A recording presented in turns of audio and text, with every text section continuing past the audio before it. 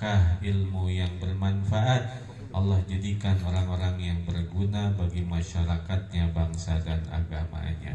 Amin bijahil amin ya rabbal alamin. Dalam kitab Sa'adatud Darain li Syekh Yusuf bin Ismail An-Nabhani, pada muqaddimahnya beliau mengatakan, min alamatil maqbul indallah zaharahun naf'a fi auladi au talamidi au tasnifi. Tanda di antara orang yang soleh di hadapan Allah ketika dia telah meninggal dunia, maka akan Allah tampakkan kesolehan itu pada anak-anaknya, atau Allah tampakkan manfaat-manfaat ilmu pada murid-muridnya, atau Allah tampakkan manfaat-manfaat pada tulisan karangan-karangannya. Kalau kita ingin mengetahui orang saleh, maka setelah kematiannya Allah akan nampakkan keberkahan itu pada anak-anaknya. Allah akan tampakkan itu kesolehan pada keturunan-keturunannya. Pas dia meninggal, kelihatan tuh anak-anaknya orang yang soleh, orang yang soleha. Kalau anak-anaknya nggak kelihatan soleh dan soleha, maka Allah akan tampakkan kesolehan, keberkahan itu pada murid-muridnya. Murid-muridnya menebarkan manfaat, menebarkan maslahat untuk umat manusia. Atau seumpama dia meninggalkan karangan-karangan, tulisan-tulisan yang bermanfaat untuk umat Nabi Muhammad SAW, maka itu salah satu di antara tanda kesolehan seseorang setelah kematian. Allah tampakkan kesolehan itu pada anaknya. Allah tampakkan manfaat itu pada murid-muridnya. Atau bahkan Allah tampakkan manfaat itu pada karangan-karangan tulisannya. Itu tanda orang soleh. Lalu kita sering mendengar kata soleh. Manil ladzi yusamma salihan? Siapa itu orang yang dikatakan soleh? As-salih wal qa'im bihuquqillah wal qa'im bihuquqi ibadillah.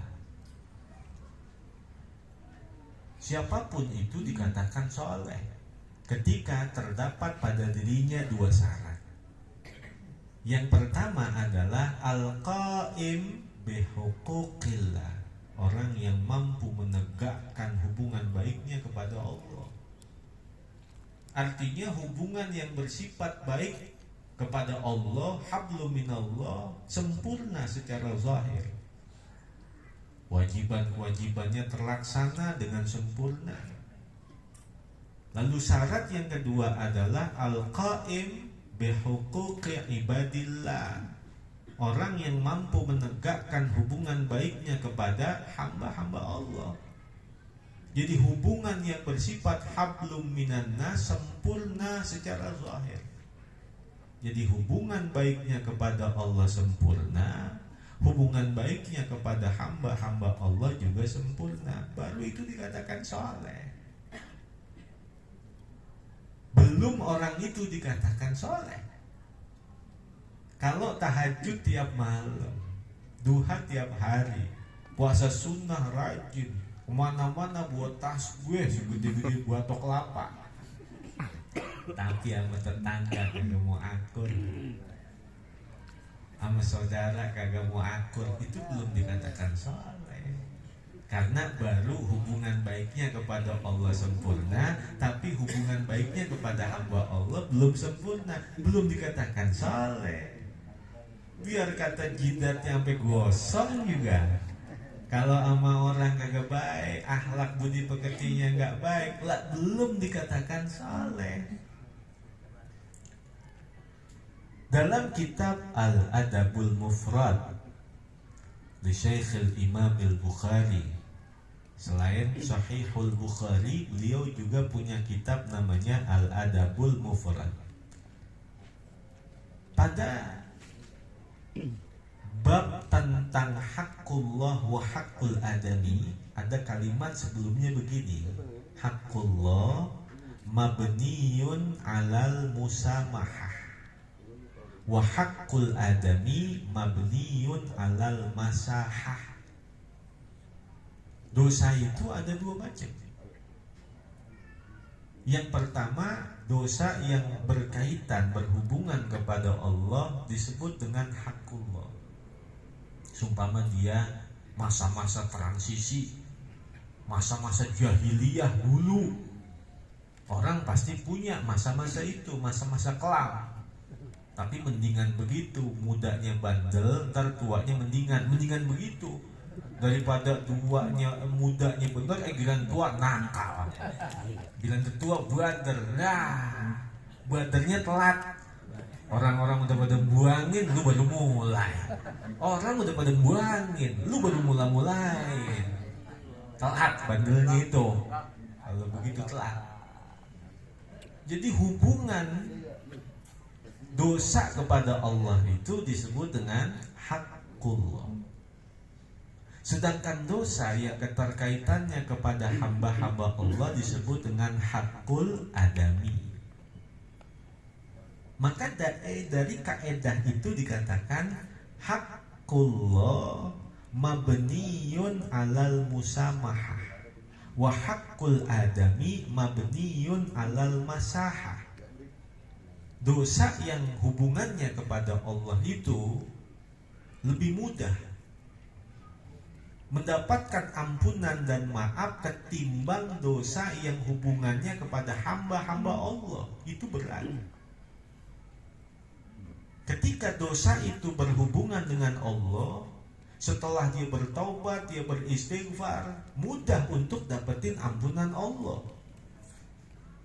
Tapi ketika dosa itu berhubungan kepada hamba-hamba Allah, dosa kepada sesama manusia, nggak cukup istighfar, nggak cukup taubat, tambah lagi yang lebih berat, yaitu mendapatkan ridho, mendapatkan maaf dari orang-orang yang pernah kita zolimi. Maka dalam kitab Al-Adabul Mufrad ada seorang perempuan datang kepada Nabi kita Muhammad Sallallahu Alaihi Wasallam. Ini perempuan bilang begini, ya Rasulullah, innalana jarotan somat naharoha wa qamat lailaha walakin tu'di jironaha bilisaniha pakaifa hiya ya Rasulullah. Faqala Nabi sallallahu alaihi wasallam la khaira fiha fama'wahan nar. Ya Rasulullah, kami punya tetangga perempuan. Kami perhatiin kalau malam rajin banget tahajudnya. Kalau siang rajin banget puasa sunnahnya. Akan tetapi kami para tetangganya gak pernah nyaman dengan keberadaannya. Artinya itu kalau ngomong nyakitin hati, nyelekit kalau di ngomong, gak pandai menjaga lisannya. Di satu sisi juga memiliki akhlak budi pekerti yang buruk.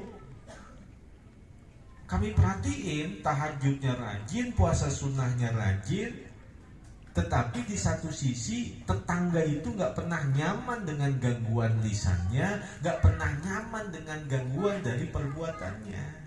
Kira-kira kalau orang model begitu bagaimana sih ya Rasul tuh? Udah ada di zaman Nabi tuh. Nabi kagak panjang-panjang ngomong.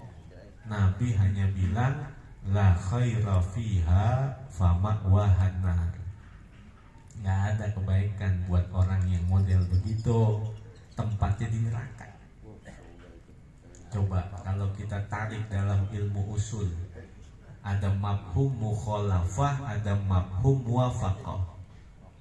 Dari kesimpulan hadis itu, orang yang soleh hubungan baiknya kepada Allah, yang rajin ibadah, di satu sisi akhlak budi pekertinya buruk, tempatnya di neraka, kan begitu. Yang rajin ibadah, akhlak budi pekertinya buruk, tempatnya di neraka. Kira-kira bagaimana lagi? Ahli ibadah bukan, akhlak budi pekertinya buruk. Itu kayak apa itu? Sehingga dalam satu riwayat tuh, dalam kitab Sirajul Talibin Bisyarh Minhajil Abidin, itu li Syekh Muhammad Ihsan Jampes, pada juz yang kedua tuh, pada awal-awalnya dikatakan la yadkhulul jannah sayyi'ul khuluq, nggak bakalan masuk surga orang yang punya akhlak budi pekerti buruk. Syirarukum asyra'ukum khuluqa. Kalau pengen tahu siapa manusia yang paling buruk dalam pandangan Allah, manusia yang paling buruk dalam pandangan Allah adalah yang paling buruk akhlak budi pekertinya. Di orang itu dikatakan benar-benar saleh kalau sempurna hubungan baiknya kepada Allah, sempurna juga hubungan baiknya kepada hamba-hamba Allah. Baru itu lulus dikatakan saleh. Ada satu ungkapan penyair begini, waladatka ummuka ya bena adam bakia, wan nasu haulaka yadhakuna surura, fa'mal li nafsika an takuna idza bakau fi yaumi mautika dhahikam masrura. Wahai manusia, ingatlah ketika dahulu engkau terlahir dalam kehidupan dunia ini, engkau dalam keadaan menangis, sedangkan manusia di sekelilingmu dalam keadaan tersenyum bahagia. Waktu kita dilahirkan, ingat apa kagak? Kita nangis.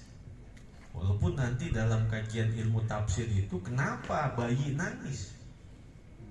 Karena pada tafsir surah Al-Baqarah dalam tafsir Maraghi itu dijelaskan bahwa manusia itu melihat iblis umur hidupnya 2 kali. Yang pertama adalah inda wiladati, waktu dia dilahirkan. Yang kedua inda mauti, ketika dia mati. 2 kali manusia itu melihat wujud iblis secara nyata. Ketika baru terlahirkan, bertemu dengan wujudnya iblis, sehingga saking kagetnya itu bayi baru lahir ke permukaan dunia ini melihat mukanya iblis, akhirnya tuh bayi merem lagi. Makanya pandangan mata bayi kalau belum beberapa hari masih belum melihat, masih merem. Ntar biasanya tuh diciprat-cipratin kembang telang gitu.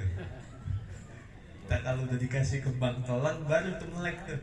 Itu dalam tafsir Maraghi pada surah Al-Baqarah tuh, kenapa meremnya bayi dan nangisnya bayi? Karena saking kagetnya. Baru pertama kali keluar ke permukaan bumi ini udah diperlihatkan musuhnya abadi. Inna syaitana lakum aduwwum mubin. Setan itu musuhmu yang nyata. Kaget tuh bayi. Saking kagetnya matanya kagak mau melek lagi. Saking kagetnya dia nangis. Jadi itu nangisnya bocah waktu dilahirin gara-gara melihat iblis. Bukan karena dia bingung, bukan. Bingung bagaimana?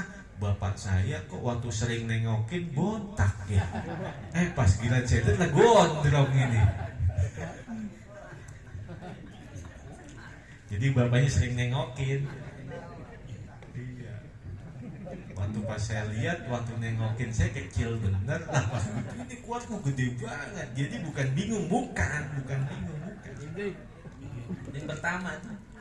Jadi dia melihat wujudnya iblis dalam keadaan nyata, sehingga dia nangis, kaget, dan langsung menutup matanya.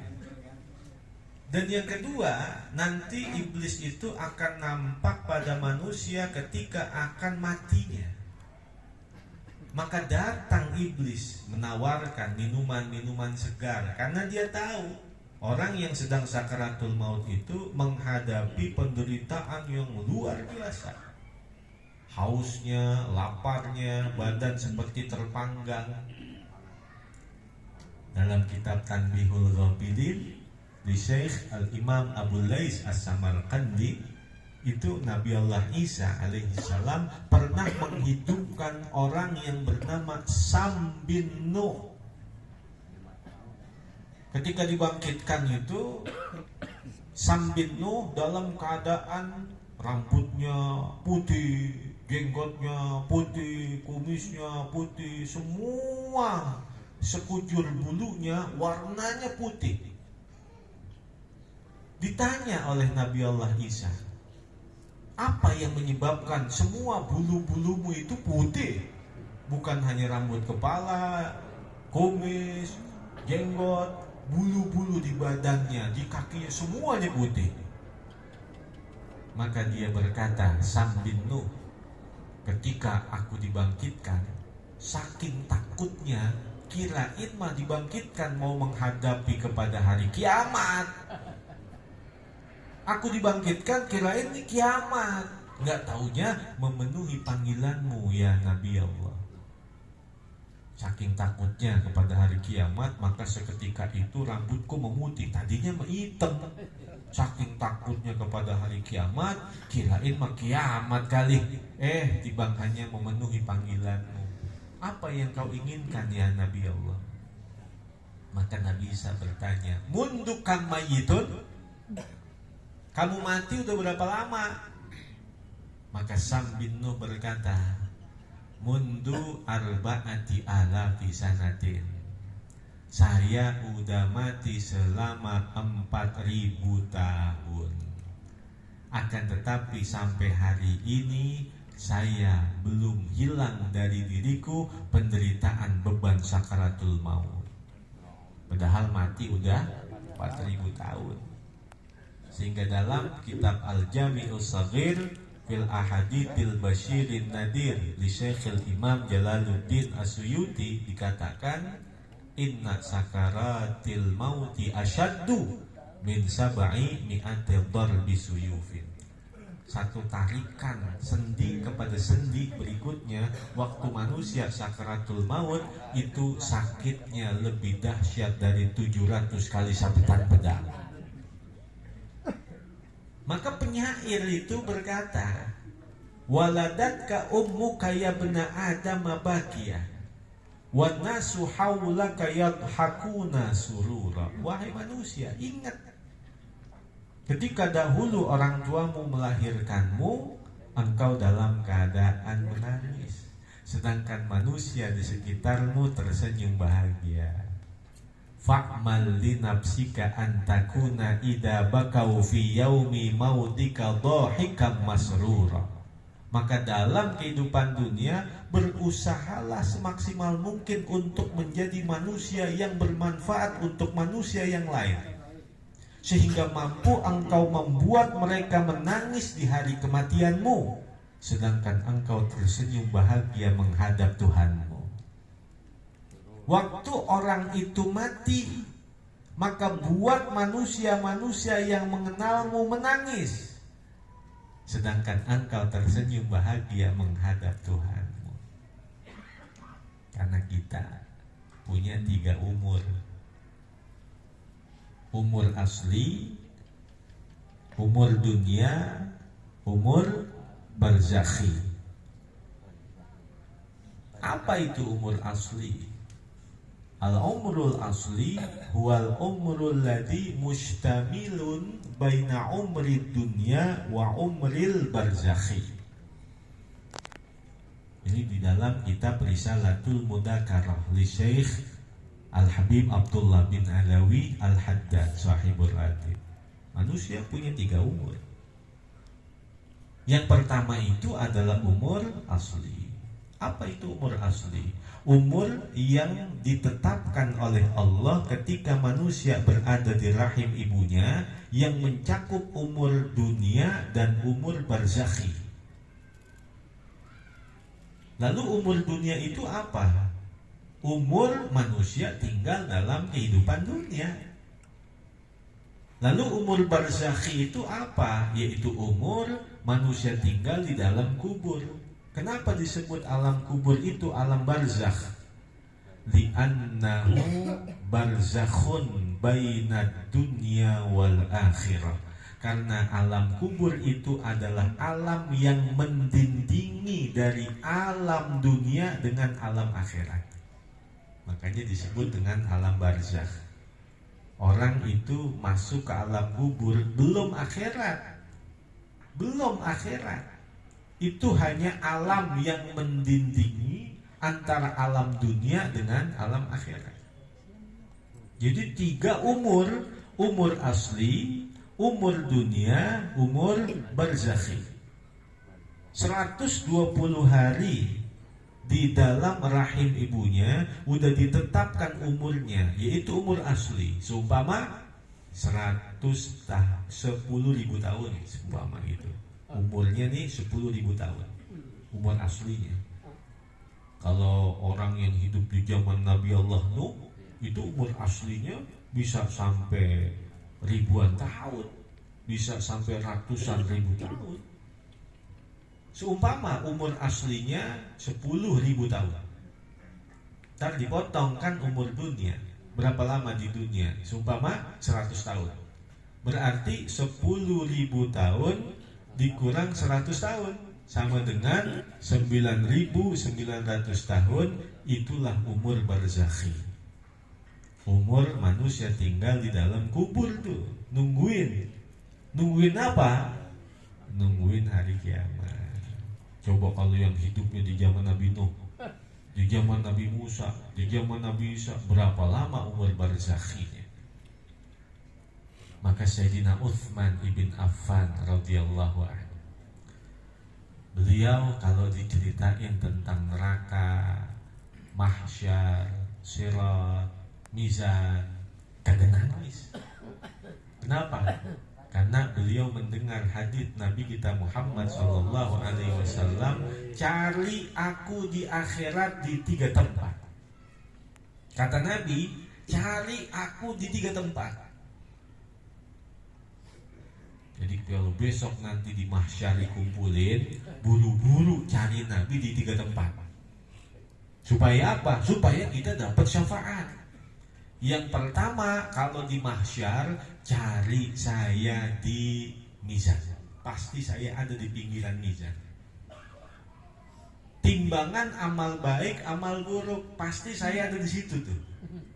Nabi nungkulin setiap umatnya yang ditimbang amal baiknya dan amal buruknya. Makanya ada min ahlil fatrah. Siapa itu min ahlil fatrah? Orang yang mengalami dalam kekosongan dakwah Islam, mati dalam keadaan belum menerima dakwah Islam. Seumpama yang hidup di kedalaman Papua, matinya itu belum sempat mengenal ajaran Islam sama sekali, maka nanti di akhirat terkelompok min ahlil fatrah. Karena di akhirat itu tempat hanya 2, thariqun fil jannah wa thariqun fis sa'ir, surga atau neraka, neraka atau surga, nggak ada tempat selain 2 itu. Berbeda dengan paham-paham Mu'tazilah yang mengatakan bahwa ada firqah bainal firqatain, manzilatun bainal manzilatain. Ada lagi satu tempat selain surga dan neraka. Kalau surga itu kan yang pahalanya banyak, kalau neraka itu yang dosanya banyak.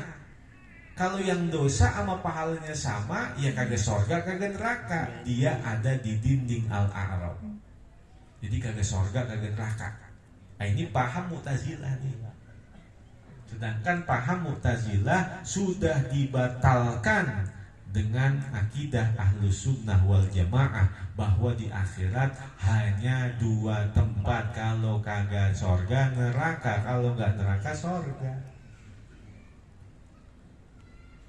Jadi Nabi katakan di akhirat itu cari saya di 3 tempat. Yang pertama di mizan, pasti saya ada di situ. Makanya orang yang ahli fatrah itu nanti ketika ditimbang amal baiknya sama dengan amal buruknya, maka kalau bahasa kita digelandotin sama Nabi. Dapat dia syafaat, tempatnya di sorga tuh min ahli fatrah.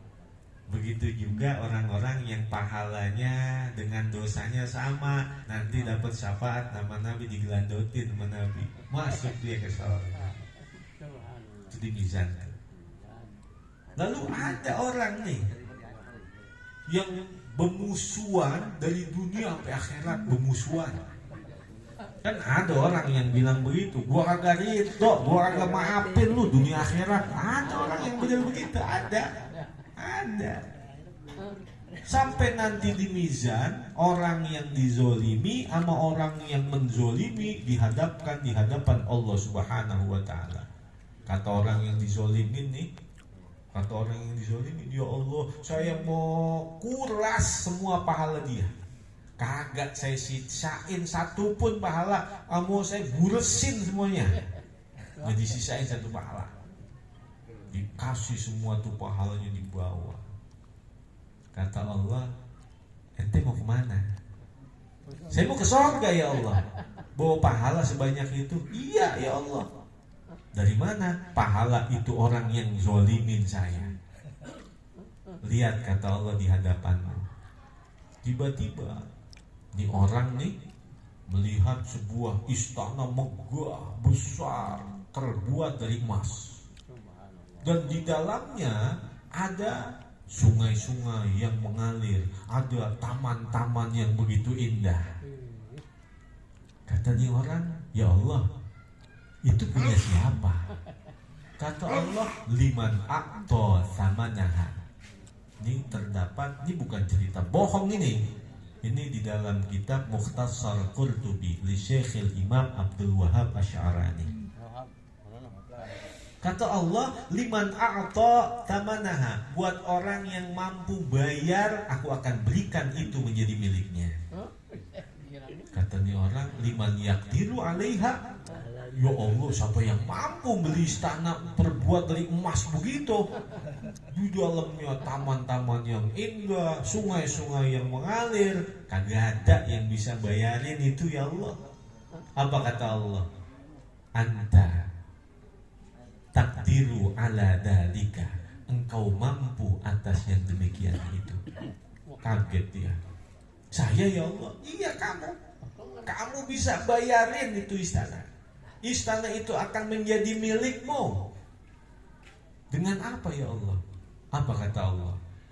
Bi'afwika an akhika. Kalau engkau mau memberikan maaf kepada saudaramu ini, ya Allah, aku maafin dia ya Allah.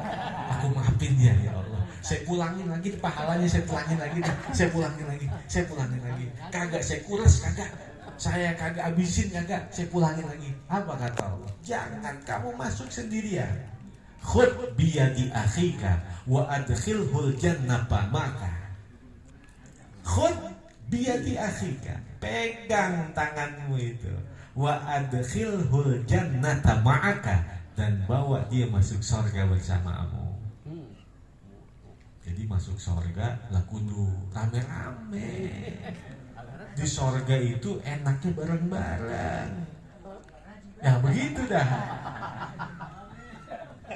Ada dalam tafsir Ibn Katsir ketika apa ayatnya, wasiqal ladzina taqaw ilal jannati zumara, gitu kan.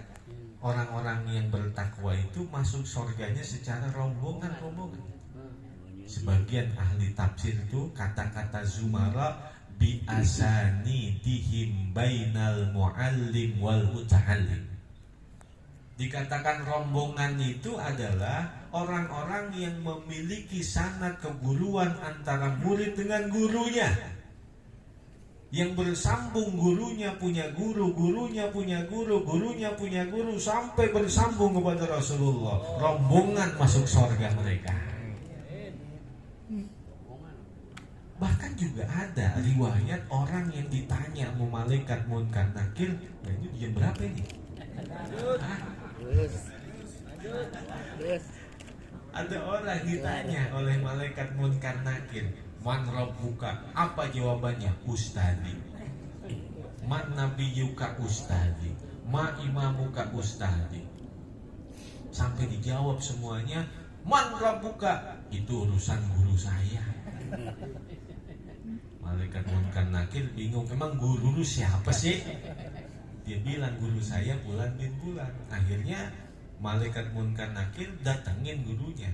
Guru, ini bagaimana nih jawabannya nih? Man rabbuka. Apa kata gurunya? Itu juga urusan guru saya.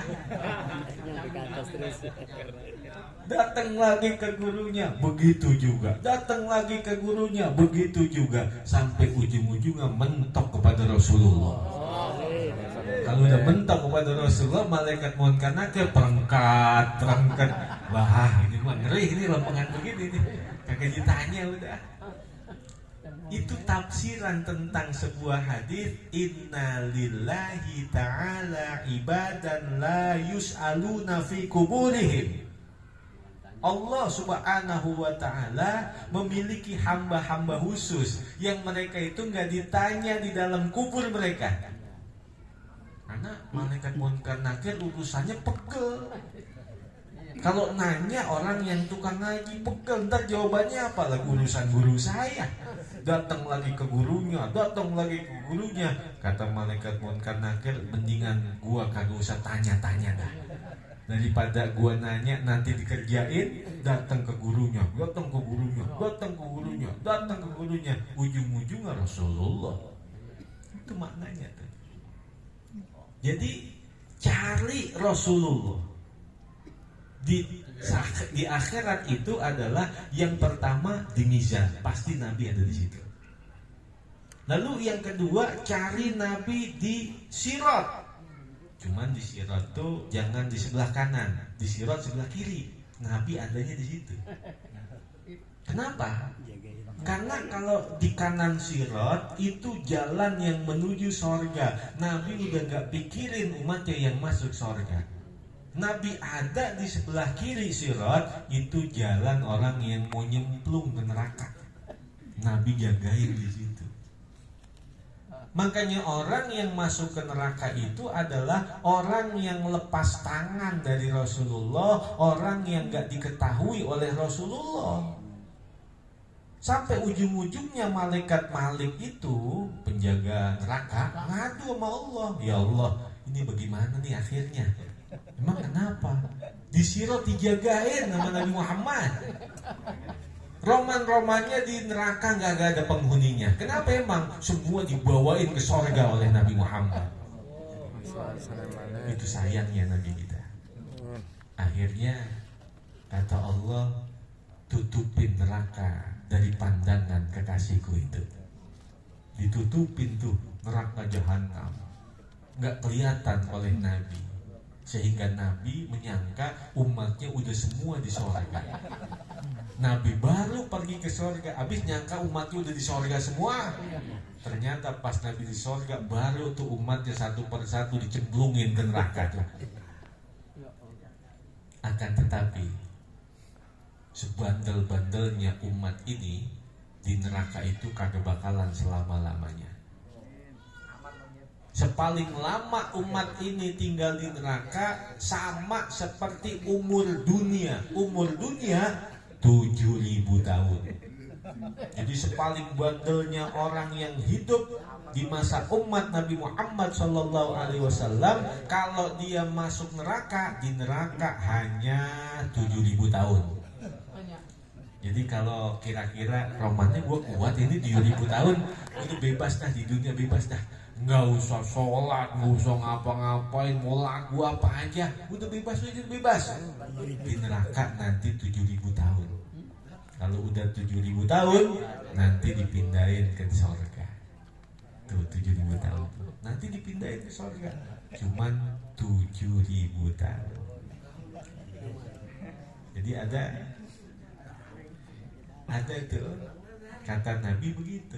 Cari Nabi di mizan. Yang kedua cari Nabi di sirat. Lalu yang ketiga cari Nabi di telaga Kautsar. Pasti Nabi ada di situ.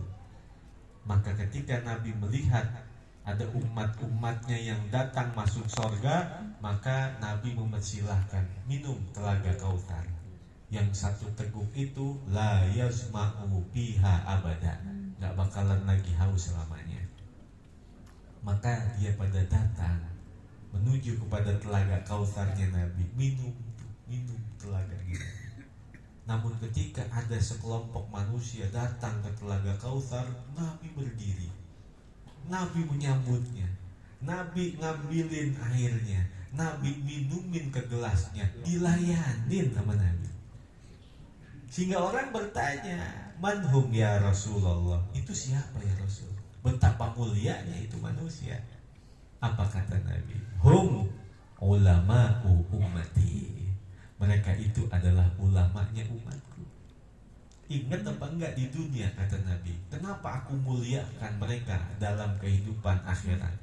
Waktu dalam kehidupan dunia antum masyghuluna bi umuri dunyakum wa hum yastaghiluna bi umuri dinikum. Dalam kehidupan dunia kalian sibuk sama urusan dunia, sedangkan ulama-ulamaku sibuk dengan urusan agamamu. Dalam kehidupan dunia manusia sibuk dengan urusan dunianya, tetapi ulama-ulamaku sibuk dengan urusan agamamu. Mengajarkan kita kenal Allah, mengajarkan kita kenal ibadah, mengajarkan kita mengenal kepada kehidupan yang di dalamnya mengandung keridhaan Allah Subhanahu wa ta'ala.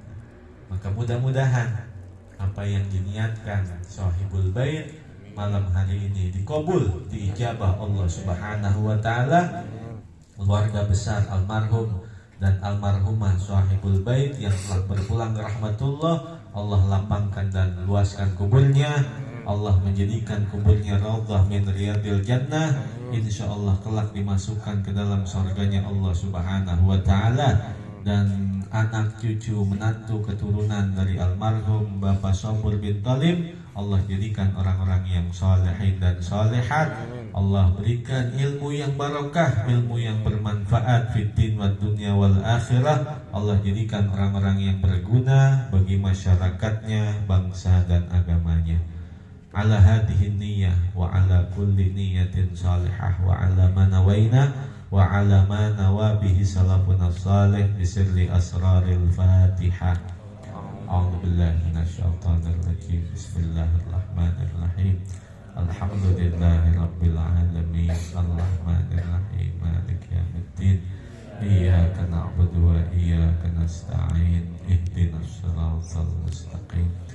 Siratal ladzina an'amta 'alaihim ghairil maghdubi 'alaihim waladdallin. Terima kasih. Assalamualaikum warahmatullahi wabarakatuh.